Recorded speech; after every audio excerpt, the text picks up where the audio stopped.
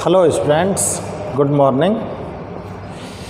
Our chapter 10 halogen derivatives is finished. So today we are going to study about the exercise questions of book. आपका chapter 10 पूरा हो चुका है और अब हम एक्सरसाइज में जो क्वेश्चन देख रहे हैं उन बुक के क्वेश्चंस को यहाँ पर हम देखते हैं, चेक करते हैं, ठीक है ना। और देखते हैं इसमें कि कौन कौन से क्वेश्चन ऐसे हैं जिनको जो आपको ध्यान में है आप उनके जवाब देना, ठीक है ना। मैं नाम लिखूँगा, ठीक है। तो देखो क्वेश्चन नंबर पहला, right the full form of DDT and BHC। Right the full form of, पहला क्वेश्चन है फुल फॉर्म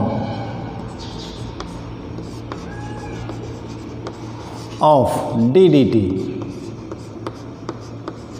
बोलो क्या हो सकती है, ध्यान करो। Para para dichloro diphenyl trichloro, क्या लिखा था मैंने, para para dichloro diphenyl diphenyl trichloro trichloro trichloro के साथ क्या जोड़ना था आपको, एथेन, ट्राइक्लोरो एथेन। फॉर्मूला बना सकते हो, देखो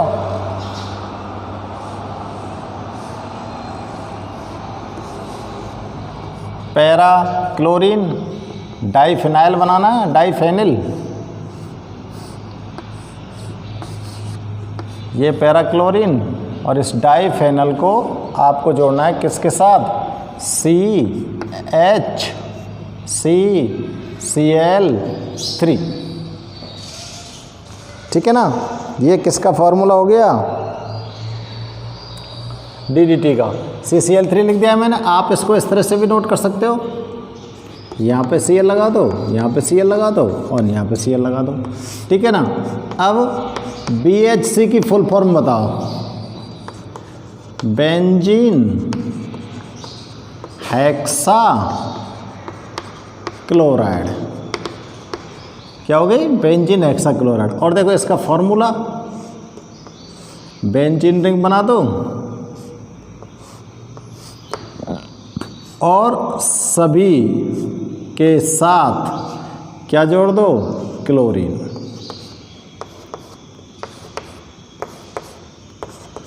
ये BHC हो गया, बेंजीन हेक्साक्लोराइड हो गया, ठीक है ना। नेक्स्ट क्वेश्चन देखते हैं, right the name and formula of any one tertiary alkyl halide. Any one tertiary alkyl halide आपको लिखना है, टर्सरी एल्काइल हैलाइड। तो देखो टर्सरी एल्काइल हैलाइड के लिए आपको क्या करना पड़ेगा, टर्सरी कार्बन के साथ आपको हैलोजन एटम को अटैच करना है। तो टर्सरी कार्बन एटम कौन सा होगा, the carbon atom which attached with 3 other carbon atoms is called tertiary carbon atom. और इसके साथ आप अटैच कर दो किसको, हैलाइड को, हैलोजन को। अब इसका ये फॉर्मूला हो गया और इसका नेम बताओ, आईयूपैक नेम बताओ, इसका क्या बोलोगे, बताओ क्या बोल सकते हो। देखो चेन बनाओ, 1 2 3, 3 कार्बन की चेन हो गई, 1 2, इधर से 2 की हो गई, तो हम इधर से काउंट करेंगे। तो ये 1 है और ये 2 है, तो देखो 2 क्लोरो, 2 मिथाइल, 2 कार्बन, 2 नंबर पे ही तो क्लोरीन लग रही है, 2 नंबर पे मिथाइल ग्रुप लग रहा है, प्रोपेन। इसका नाम क्या हो गया, 2 क्लोरो 2 मिथाइल प्रोपेन। और ये हो गया आपका टर्सरी एल्काइल हैलाइड, ठीक है ना। क्या हो गया ये, tertiary alkyl halide. Next question देखते हैं,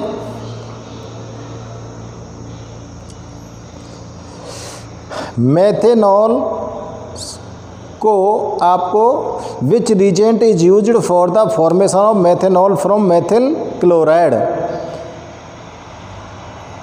methyl formation of methanol, methanol के फॉर्मेशन में, फॉर्मेशन ऑफ मेथेनॉल आपको ऑब्टेन करना है किससे? Formation of methanol from methyl chloride. Formation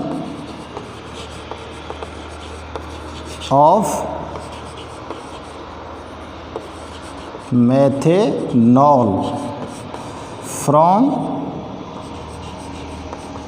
methyl chloride. इसके लिए आप क्या रिजेंट यूज़ करने वाले हो?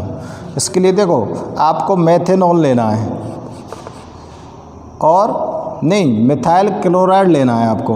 मिथाइल क्लोराइड से आपको मिथाइल एल्कोहल फॉर्म करना है। तो इसके लिए आप यूज करोगे alcoholic aqueous KOH, AQUS। Aqueous KOH के साथ इसको रिएक्ट करा दो और आपको यहाँ पर मेथेनॉल ऑब्टेन हो जाएगा और KCl यहाँ से रिलीज हो जाएगा।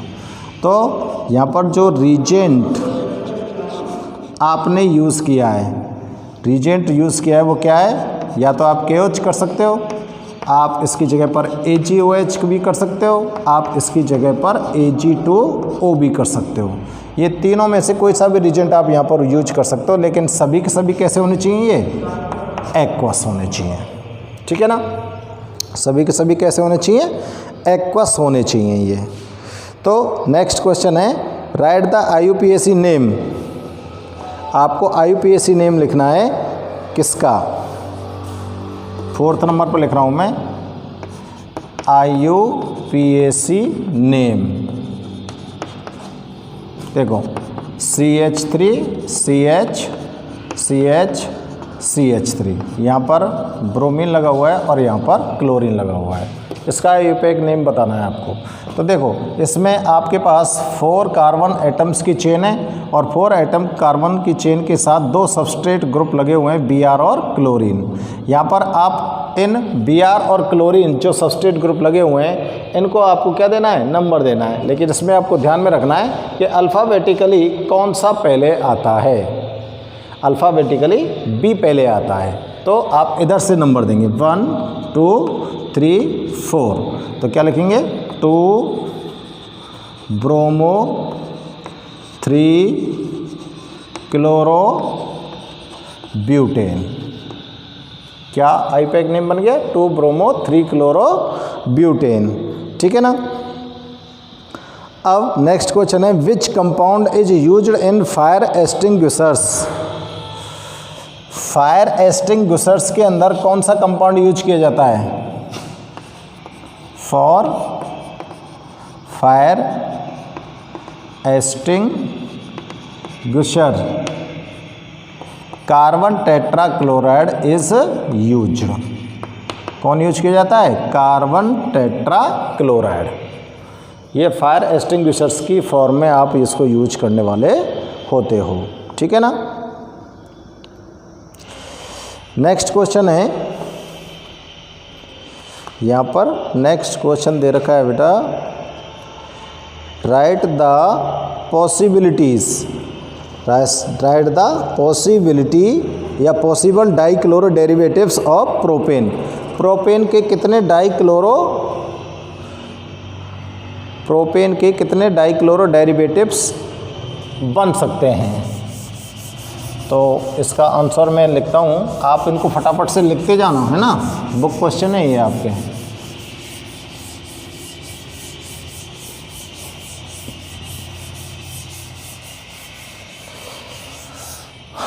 तो देखो, possible dichloro derivatives 6 number, possible dichloro derivatives of propane. Propane के कितने डाइक्लोरो डेरिवेटिव्स यहाँ पर फॉर्म हो सकते हैं? तो देखो, प्रोपेन बनानी है आपको CH3 CH और ये CH। तो देखो एक बार तो मैं क्या कर रहा हूँ, यहाँ पर 2 क्लोरीन डाइक्लोरो जोड़ रहा हूँ इसके साथ, ठीक है ना, इस वाले कार्बन एटम के साथ में दोनों क्लोरीन एटम को अटैच कर रहा हूँ, ठीक है। इसके बाद मैं क्या कर रहा हूँ बेटा, CH3 C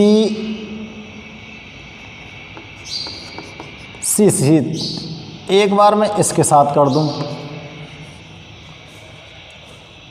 नहीं इसके साथ नहीं बेटा, एक बार मैं ये कर देता हूँ CH2Cl, ये डिफरेंस हो गया। और एक बार मैं कर देता हूँ भाई साहब CH2CH2CH2, देखो एक इसके पास साथ कर दिया और एक इसके साथ कर दिया, तो ये कितने डेरिवेटिव्स फॉर्म हुए हैं, यहाँ पर कितने क्लोरीन के डेरिवेटिव्स फॉर्म हो रहे हैं, 3 टाइप्स के। कितने हो रहे हैं, 3 टाइप्स के। कौन कौन से हो रहे हैं देखो, ये 1,1 डाई क्लोरोप्रोपेन, इसको तो क्या बोलोगे आप, 1,1 डाई क्लोरोप्रोपेन, क्योंकि एक नंबर पर दोनों हेलोजन एटम लगे हुए हैं। और ये क्या है वैसे, ये जेम डाई हैलाइड हो गया कि नहीं हो गया, ऐसे क्या है ये जेम डाई हैलाइड, एक ही कार्बन एटम से अटैच है ना दोनों, तो इसको आप बोल सकते हो जेम डाई हैलाइड। और ये क्या हो गया बताओ, ये हो गया 1,2 डाई क्लोरोप्रोपेन। और ये एडजेसेंट कार्बन एटम से हेलोजन एटम अटैच हैं, तो इसको क्या बोलोगे, विस डाई हैलाइड,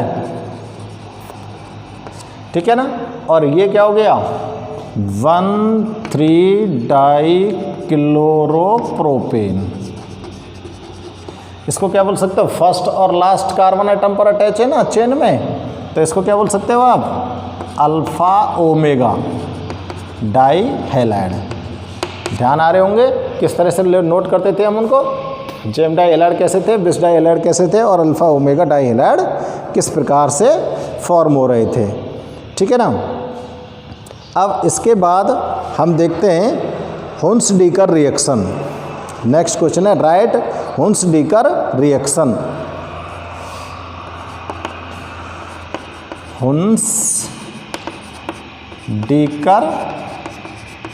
रिएक्शन, हुन्स-डीकर रिएक्शन में क्या होता है, हुन्स-डीकर जो रिएक्शन है उसके द्वारा आप किसका फॉर्मेशन करते हो, उसके द्वारा हम हेलो एरिन्स या हेलो एल्केन्स फॉर्म करते हैं।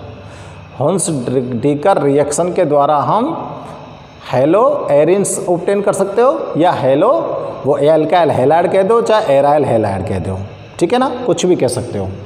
तो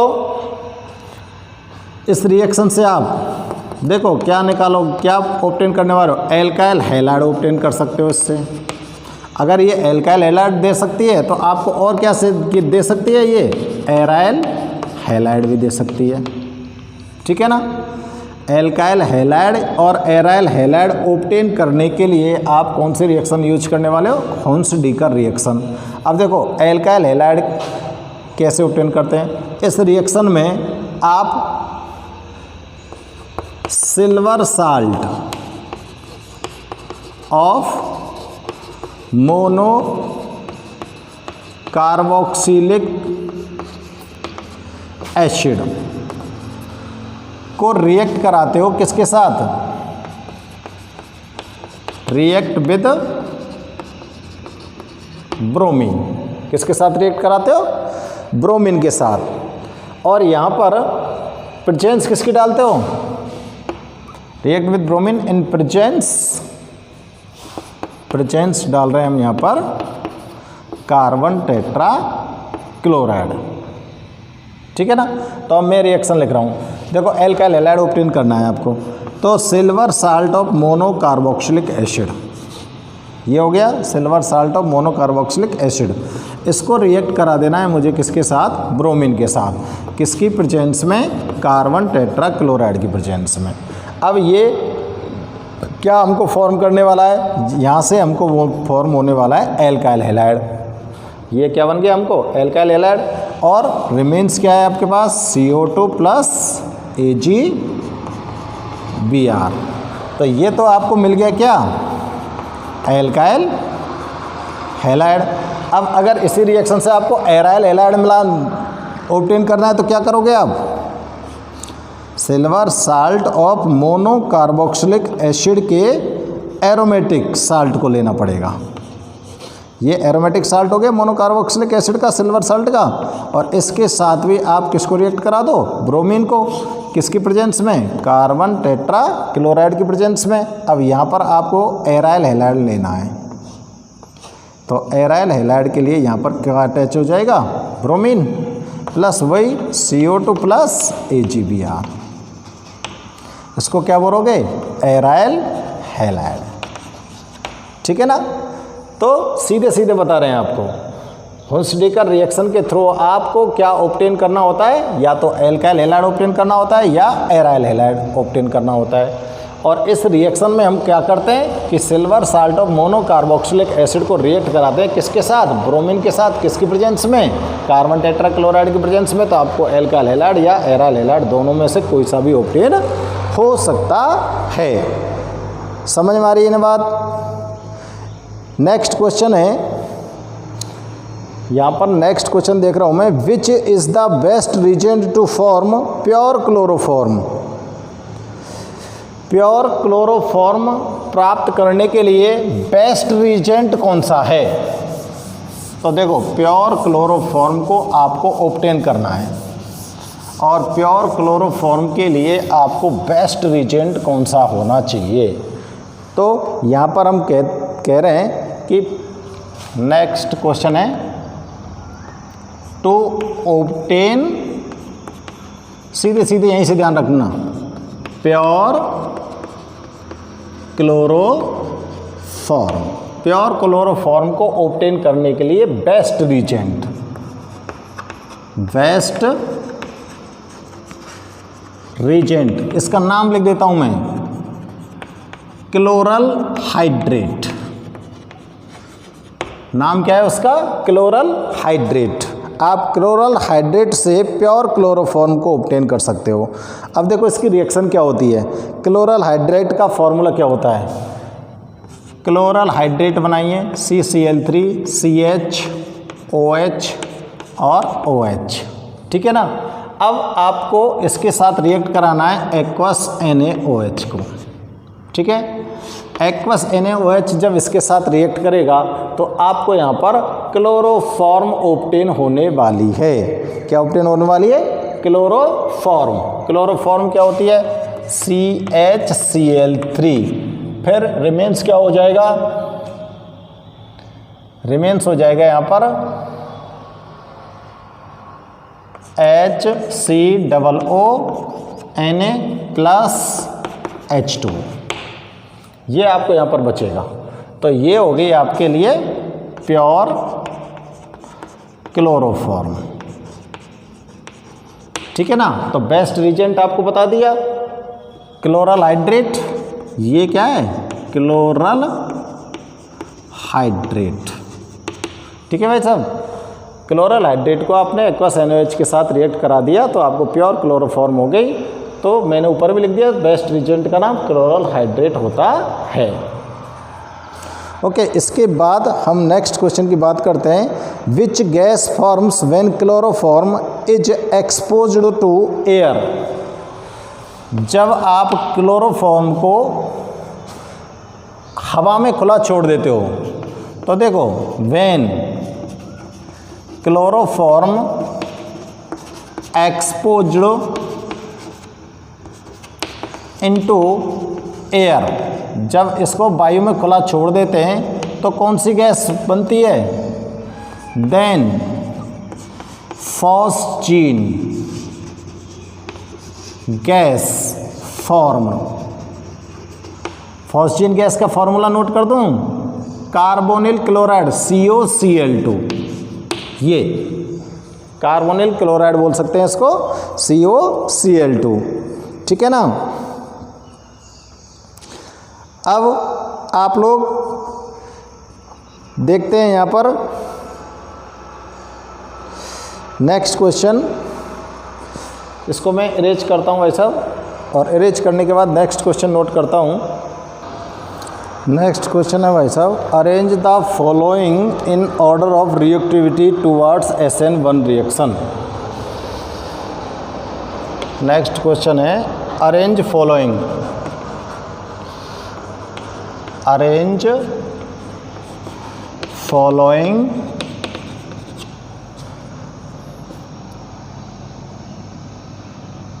in order of reactivity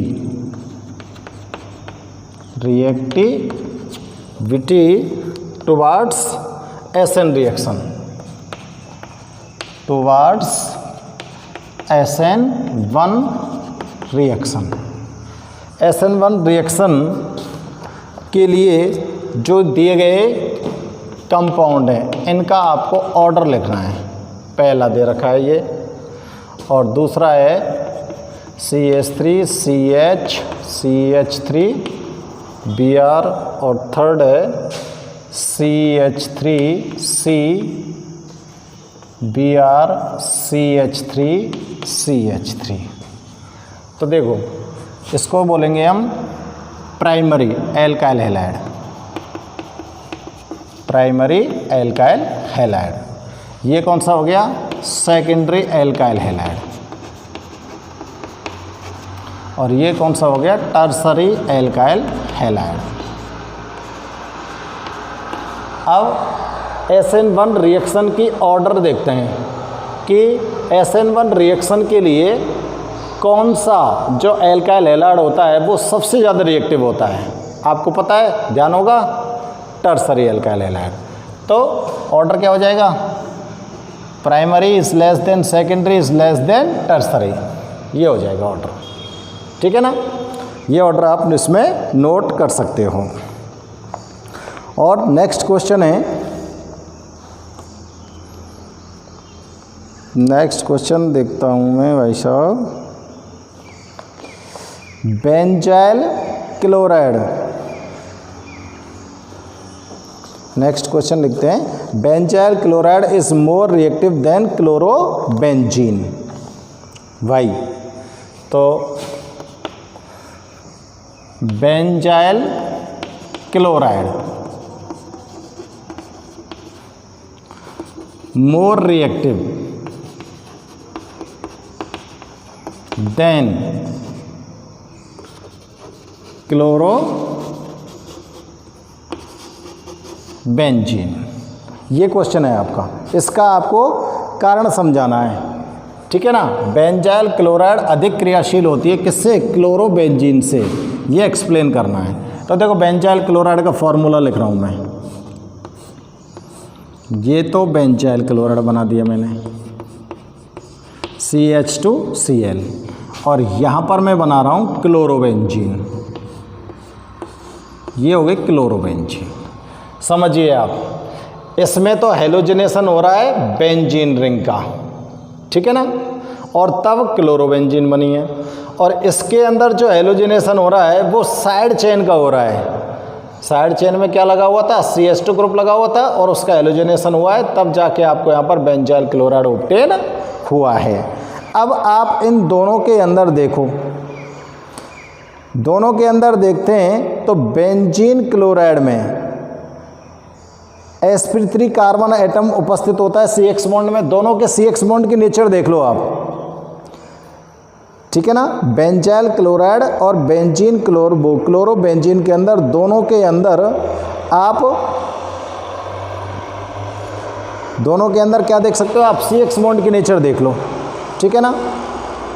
देखो ध्यान होगा आपको, ये वाला जो कार्बन एटम है, ये कार्बन एटम sp2 हाइब्रिड है ना, sp2 हाइब्रिड होगा कि नहीं होगा, क्योंकि ये डबल बॉन्डेड कार्बन एटम है, और ये वाला जिससे हैलोजन एटम अटैच है वो क्या है, sp3 हाइब्रिडाइज होगा ना, क्योंकि ये सिंगल बॉन्ड से अटैच है। समझ में आ रही है कि ना आ रही बात। अब यहाँ पर जो ये हैलोजन एटम होता है ये कौन सा इफेक्ट शो करता है, प्लस आर इफेक्ट शो करता है। तो ये क्या करेगा, अपने इलेक्ट्रॉन ग्रुप को इसको दे देगा और प्लस आर इफेक्ट के कारण इसके अंदर क्या हो जाएगा, CX बॉन्ड जो होगा इसका, इसमें कौन सा करैक्टर आ जाएगा, कौन सा आ जाएगा बताओ, पार्शियली डबल बॉन्ड करैक्टर आ जाएगा इसके अंदर। आएगा कि नहीं आएगा, इसके अंदर पार्शियली डबल बॉन्ड करैक्टर आ जाएगा। यहाँ से ये जो दो इलेक्ट्रॉन है वो इस जगह पर आ जाते हैं और ये कहाँ जाता है, यहाँ आ जाता है बॉन्ड। तो मैंने आपको इसमें बताया था CX बॉन्ड की नेचर, हेलो एरिन्स में जो CX बॉन्ड होता है उसकी नेचर कैसे हो जाती है, पार्शियली डबल बॉन्ड करैक्टर आ जाता है इसके अंदर। अब पार्शियली डबल बॉन्ड करैक्टर आ जाता है तो इसकी जो बॉन्ड लेंथ है, वो क्या हो जाती है, डिक्रीज हो जाती है, यानी कि 160 एंगस्ट्रॉम होती है और बॉन्ड लेंथ क्या हो गई है, डिक्रीज। तो अगर ये लेंथ डिक्रीज हो गई है तो स्ट्रेंथ क्या हो जाएगी, इंक्रीज हो जाएगी। और इस जगह पर जो ये CX बॉन्ड बना हुआ है, ये CX बॉन्ड किसके अंदर है, एल्काइल ग्रुप के साथ है। किसके साथ है, एल्काइल ग्रुप के साथ है। इसलिए यहाँ पर जो ये CX बॉन्ड है, इस CX बॉन्ड में जो कार्बन एटम प्रेजेंट है वो sp3 हाइब्रिडाइजेशन होता है उसके अंदर, क्योंकि वो सिंगल बॉन्ड से अटैच है। और सिंगल बॉन्ड से अटैच है तो इस CX बॉन्ड की जो बॉन्ड लेंथ होगी वो कितनी है, 1.77 एंगस्ट्रॉम। बॉन्ड लेंथ ज़्यादा है गई, बॉन्ड लेंथ ज़्यादा है तो इसकी जो स्ट्रेंथ होगी वो क्या होगी, डिक्रीज हो जाएगी, स्ट्रेंथ डिक्रीज हो जाएगी। जब इसकी ताकत कम हो जाएगी तो EGBA में कौन सा टूटेगा, बेंजाइल क्लोराइड का। जब इसकी स्ट्रेंथ कम है तो आसानी से कौन सा टूटेगा, बेंजाइल क्लोराइड का। और ये वाला जो बॉन्ड होगा इसकी स्ट्रेंथ ज़्यादा है तो ये आसानी से नहीं टूटेगा। इसलिए आपका क्वेश्चन क्या कह रहा है, बेंजाइल क्लोराइड अधिक क्रियाशील होती है किससे, क्लोरोबेंजीन से। तो होगी कि नहीं होगी, क्योंकि बेंजाइल क्लोराइड में sp3 कार्बन एटम के साथ हैलोजन एटम अटैच है। sp3 कार्बन एटम के साथ हैलोजन अटैच है और sp3 जो कार्बन एटम है और हैलोजन के बिटवीन जो CX बॉन्ड बना है उसकी बॉन्ड लेंथ कितनी होती है, ज़्यादा होती है। बॉन्ड लेंथ ज़्यादा होती है तो वो उसकी स्ट्रेंथ घट जाती है, तो वो EGBA में ब्रेक हो सकता है। लेकिन क्लोरोबेंजीन के अंदर जो CX बॉन्ड की नेचर होती है वो क्या होती है, उसके अंदर क्लोरीन के प्लस R इफेक्ट के कारण इस CX बॉन्ड में पार्शियली डबल बॉन्ड करैक्टर आ जाता है और पार्शियली डबल बॉन्ड करैक्टर होने के कारण इसकी बॉन्ड लेंथ डिक्रीज हो जाती है, जिसकी इसकी स्ट्रेंथ इंक्रीज हो जाती है। और स्ट्रेंथ इंक्रीज हो गई तो ये बॉन्ड EGBA में ब्रेक होने वाला नहीं है। इसलिए यहाँ पर बेंजाइल क्लोराइड की रिएक्टिविटी ज़्यादा होगी किसके बजाय, क्लोरोबेंजीन के बजाय। ठीक है ना। तो इसका आंसर मैं लिख के बताऊं आपको, लिखो इन बेंजाइल क्लोराइड, चलो मैं लिख देता हूं, in benzyl chloride sp3 carbon atom present in CX bond. ये बात तो समझ आ रही है कि ना आ रही, sp3 कार्बन एटम प्रेजेंट है CX बॉन्ड में और क्लोरोबेंजीन में कौन सा है बताओ, while in chlorobenzene sp2 carbon atom present in CX bond. दोनों में अंतर स्पष्ट दिख रहा है ना आपको, इसका तो sp3 है और इसका कार्बन एटम sp2 है। ठीक है ना। Due to plus R effect in chlorobenzene there is a partially double bond character in CX bond. पता होगा आपको, due to plus R effect of chlorobenzene in chlorobenzene. Plus R effect किसके अंदर ऊपर आ गया, क्लोरोबेंजीन के अंदर आ गया, तो यहां पर क्या हो जाएगा, there is a partially double bond character in CX bond. Partially double bond character किसके अंदर आ जाएगा, CX बॉन्ड के अंदर आ जाएगा। तो इसलिए CX बॉन्ड क्या हो जाएगा, सो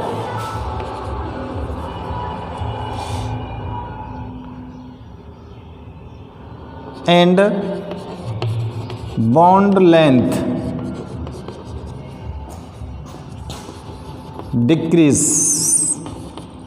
सो इसलिए जो क्लोरोबेंजीन का CX बॉन्ड है वो अधिक स्ट्रॉन्ग होगा देन बेंजाइल क्लोराइड के द्वारा। So the CX bond of chlorobenzene is more stronger than benzyl chloride. ठीक है ना, ये इसका रीजन हो गया भाई साहब, और समझ में भी आ रहा होगा आपको। ठीक है ना, इसलिए आप क्या कह सकते हो, therefore reactivity of benzyl chloride, इसलिए किसकी रिएक्टिविटी ज़्यादा है, बेंजाइल क्लोराइड की। Therefore the reactivity of benzyl chloride is more. Clear, ये आप इसका जवाब नोट कर सकते हो। अब हम बात करते हैं नेक्स्ट क्वेश्चन की। नेक्स्ट क्वेश्चन में बात करते हैं भाई साहब हम, आप फटाफट से इसको नोट कीजिए, मेरे को रेज करना पड़ेगा। नेक्स्ट क्वेश्चन है, how Grignard reagent prepared by ethyl bromide. तो मैं यहां सीधे लिख रहा हूं, प्रिपरेशन ऑफ ग्रिग्नार्ड रीजेंट। देखो आप लोग इथाइल ब्रोमाइड लीजिए, लिख रहा हूं मैं यहां पर इथाइल ब्रोमाइड। इथाइल ब्रोमाइड को रिएक्ट करा दीजिए मैग्नीशियम मेटल के साथ ड्राई ईथर की प्रेजेंस में, और आपको यहाँ पर CH3CH2MgBr ये ग्रिग्नार रीजेंट मिल गया। किससे, इथाइल ब्रोमाइड से। इथाइल ब्रोमाइड से हमको यहाँ पर क्या ऑब्टेन हो गया, ग्रिग्नार्ड रीजेंट मिल गया भाई साहब। ठीक है ना, अब नेक्स्ट रिएक्शन है भाई साहब कि क्लोरोबेंजीन से आप फिनॉल कैसे ऑब्टेन करोगे।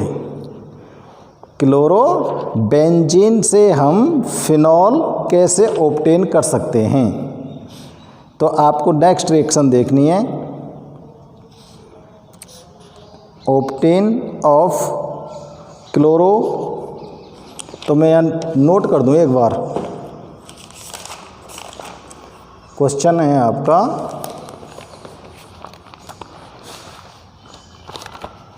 Preparation third, prepare following compounds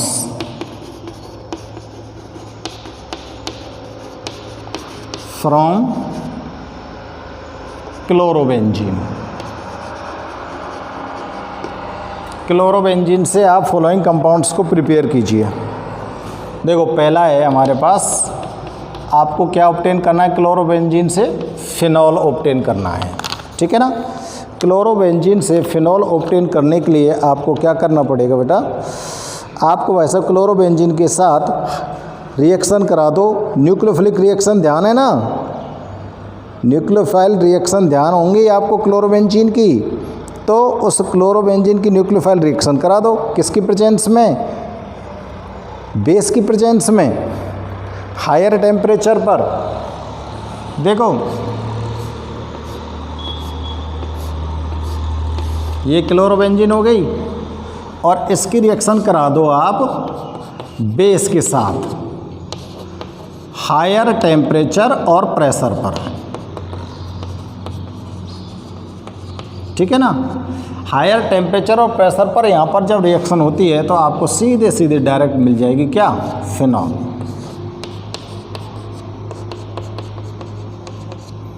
ये मिल गई आपको क्या? फिनॉल, ठीक है। ये कौन सी है? न्यूक्लियोफिलिक सब्स्टिट्यूशन रिएक्शन है। किसकी? इसकी क्लोरोबेंजीन की। क्लोरोबेंजीन की एसएन रिएक्शंस के अंदर था ये क्वेश्चन, ठीक है ना। और नेक्स्ट जो कंपाउंड है वो क्या है? डाइफेनिल। आप डाइफेनिल कैसे ऑब्टेन करोगे? किससे? क्लोरोबेंजीन से। क्लोरोबेंजीन से डाइफेनिल ऑब्टेन करने के लिए हमको क्या करना पड़ेगा? हमको रिएक्शन करानी पड़ेगी मेटल के साथ। दूसरा कंपाउंड है डाइफेनिल। देखो क्लोरोबेंजीन को आप क्लोरोबेंजीन लीजिए और इस क्लोरोबेंजीन को रिएक्ट करा दो आप। मैं यहाँ लिख रहा हूँ रिएक्शन। क्लोरोबेंजीन को हम रिएक्ट करा देते हैं मेटल के साथ। इधर लिख देता हूँ क्लोरीन को। और कौन सी मेटल के साथ? सोडियम मेटल के साथ, ठीक है ना। और ये दूसरी क्लोरोबेंजीन, और आपको ऑब्टेन करना है डाइफेनिल। तो देखो ये वाला ग्रुप यहाँ से रिलीज हो जाएगा और प्रेजेंस किसकी दे देनी है आपको? ईथर की प्रेजेंस। ये रिएक्शन किसकी प्रेजेंस में हो रही है? ईथर की में। तो मेरे को यहाँ सोडियम के लिए क्या लगाना पड़ेगा? 2। तो अब ये दोनों क्लोरीन एटम इस सोडियम के साथ रिलीज हो जाएंगे 2NaCl, और दोनों के दोनों जो बेंजीन रिंग हैं वो आपस में एक सिग्मा बॉन्ड से अटैच हो जाएंगी। किस तरह से होंगी? देखो प्लस ये वाला कंपाउंड यहाँ लिख रहा हूँ मैं, डाइफेनिल बना रहे हैं,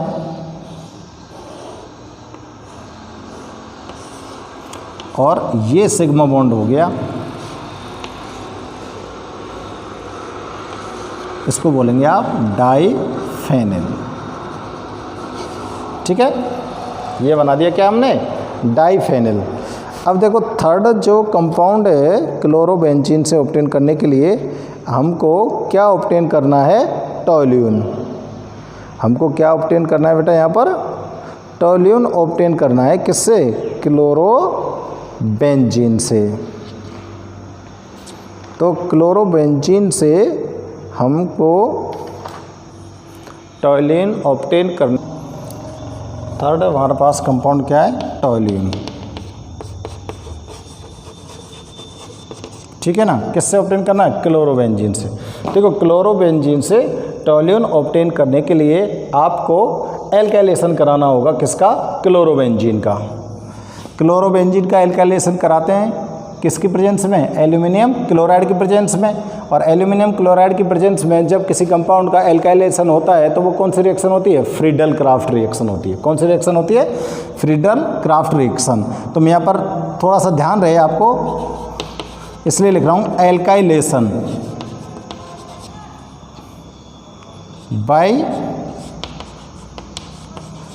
फ्रीडल क्राफ्ट रिएक्शन, ठीक है ना। और रिएक्शन को मैं यहाँ पे लिख रहा हूँ, क्या लेना है, क्लोरोबेंजीन और क्लोरोबेंजीन का एल्काइलेशन करा देना है, यानी कि एल्काइल हैलाइड के साथ इसको रिएक्ट करा देना है एल्यूमिनियम क्लोराइड की प्रेजेंस में। किसकी प्रेजेंस में करा रहे हैं हम, एल्यूमिनियम क्लोराइड की प्रेजेंस में। अब एल्यूमिनियम क्लोराइड की प्रेजेंस में होगा तो ये किसका रिएजेंट है, फ्रीडल क्राफ्ट रिएक्शन का।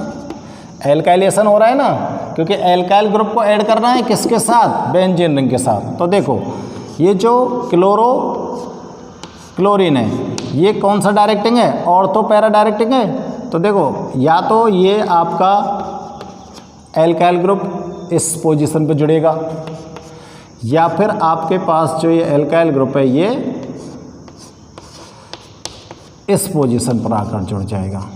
तो इसको तो क्या बोलेंगे, ऑर्थो क्लोरोटोल्यूइन। इसको क्या बोलेंगे, पैरा क्लोरोटोल्यूइन,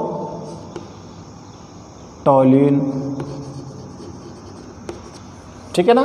क्या हो सकते हैं, ऑर्थो क्लोरोटोल्यूइन और पैरा क्लोरोटोल्यूइन। तो इस तरह से टोल्यूइन बनाने के लिए आपको क्या करना पड़ेगा, एल्काइलेशन कराना पड़ेगा, किसका, क्लोरोबेंजीन का। किसका एल्काइलेशन करा रहे हो आप, क्लोरोबेंजीन का। ये एल्काइल हैलाइड हो गया ना, मेथिल क्लोराइड, इसको एल्काइल हैलाइड भी बोल सकते हो। अब देखते हैं भाई साहब, ये 3 रिएक्शन इस क्वेश्चन में यहाँ पर पूछी गई थी, ठीक है ना। अब नेक्स्ट रिएक्शन है भाई साहब, आप क्लोरोफॉर्म से एसिटाइलिन किस तरह से ऑब्टेन करोगे। अब देखो क्लोरोफॉर्म की रिएक्शन है, क्लोरोफॉर्म की रिएक्शंस के लिए हम देखते हैं। अब देखो क्लोरीन से आपको नेक्स्ट जो कंपाउंड फॉर्म करना है वो कौन सा है, क्लोरोफॉर्म रिएक्शन, ठीक है ना, क्लोरोफॉर्म रिएक्शन। अब देखो क्लोरोफॉर्म से आपको ऑब्टेन करना है क्या क्या, एक तो करना है आपको एसिटाइलिन, ठीक है ना। दूसरा आपको क्या ऑब्टेन करना है, कार्बन टेट्राक्लोराइड। और तीसरा आपको ऑब्टेन करना है सैलिसिलएल्डिहाइड।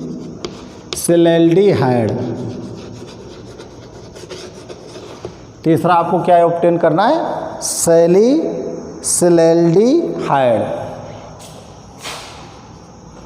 सैलिसिलएल्डिहाइड, ठीक है ना।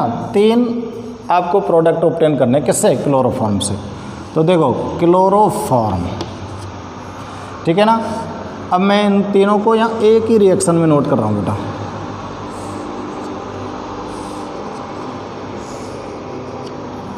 देखते हैं, सबसे पहले हम ऑब्टेन करते हैं भाई साहब यहाँ पर एसिटिलीन को।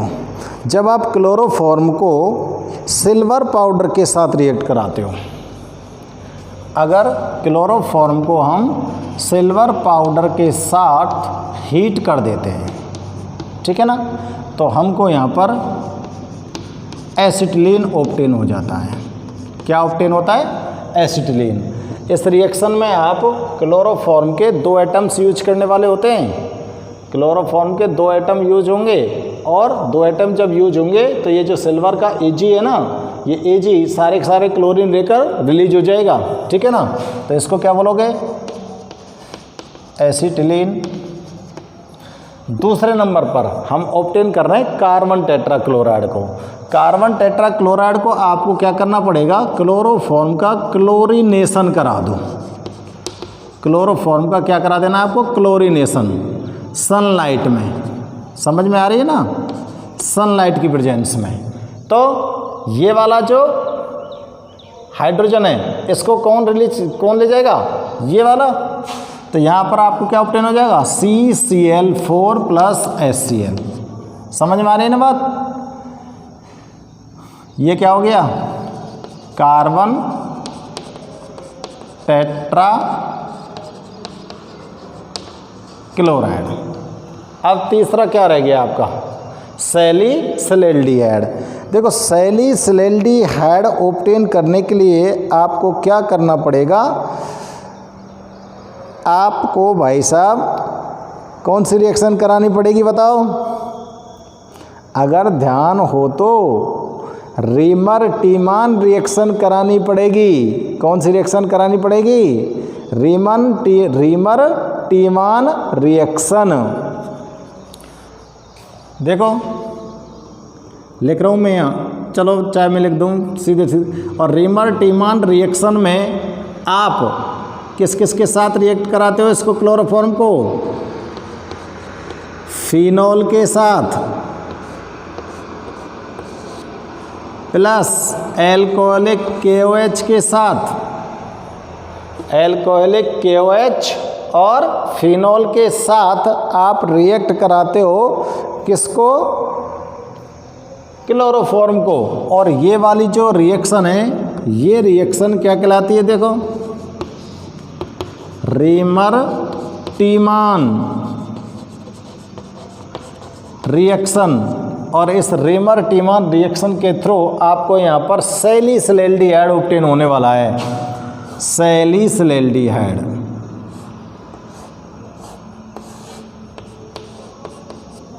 ये होता है बेटा सैलिसिलैल्डिहाइड।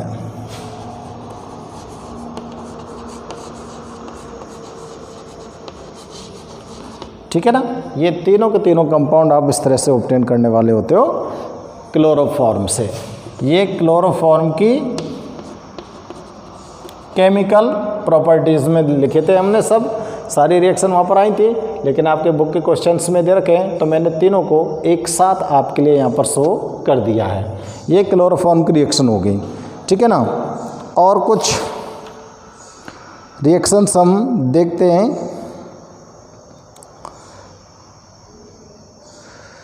कार्बन टेट्राक्लोराइड का यूज आपको बता ही दिया था मैंने, क्या, फायर एक्सटिंग्विशर्स के अंदर, ठीक है ना, फायर एक्सटिंग्विशर्स के अंदर। और इसके अलावा आपको यहाँ पर मैं थोड़ा सा एक चीज़ के बारे में और बताता हूँ बेटा। देखो मैंने फ्रीऑन के बारे में भी वहाँ बताया था आपको, फ्रीऑन।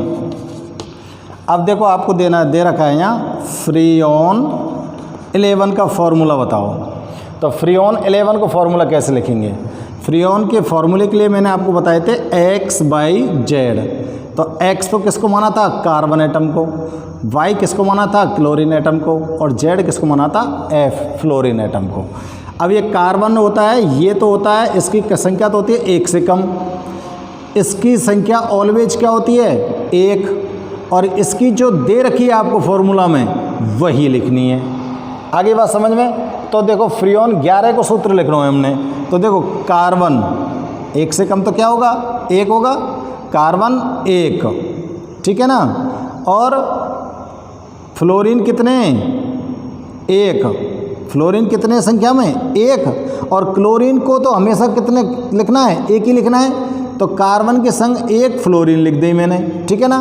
अब इस कार्बन की संयोजकता को संतुष्ट करने के लिए कितने क्लोरीन जोड़ने चाहिए मुझे, 4 संयोजकता है ना, तो यहाँ पर मुझे जोड़ने चाहिए 3। तो CFCl3 या तो ऐसे लिख दो या CCl3F कैसे लिख दो। ये फ्रीऑन 11 हो गया। अब देखो यहाँ पर अगर फ्रीऑन 12 को फॉर्मूला लिखना पड़े तो कार्बन तो 1 से कम है, ठीक है ना। और दूसरा ये जो अंक है, ये जो अंक क्या दर्शा रहा है, फ्लोरीन परमाणुओं की संख्या को दर्शा रहा है ये वाला अंक। तो फ्लोरीन कितने हैं आपके पास, 2। अब बचे कार्बन की संयोजकता में क्लोरीन कितने, 2, या फिर आप इसको ऐसे लिख दो CCl2F2। समझ में आ रही है ना बात, ठीक है ना। अब अगर आपको लिखना है फ्रीऑन 111, तो फ्रीऑन 1 से 11 कैसे लिखेंगे? देखो अब 3 अंक आगे नहीं, यहाँ तक 3 अंक आगे, तो इसका मतलब कार्बन परमाणु की संख्या भी यहाँ पर आ गई, और ये क्लोरीन और ये फ्लोरीन। अब कार्बन एटम जो है वो 1 से कम है, और फिर भी अगर कार्बन में 1 घटाया है तो यहाँ पर 1 आया है, तो इसका मतलब कार्बन कितने होंगे यहाँ पर? 2। तो आपके यहाँ पर कार्बन कितने? 2, ठीक है ना। क्लोरीन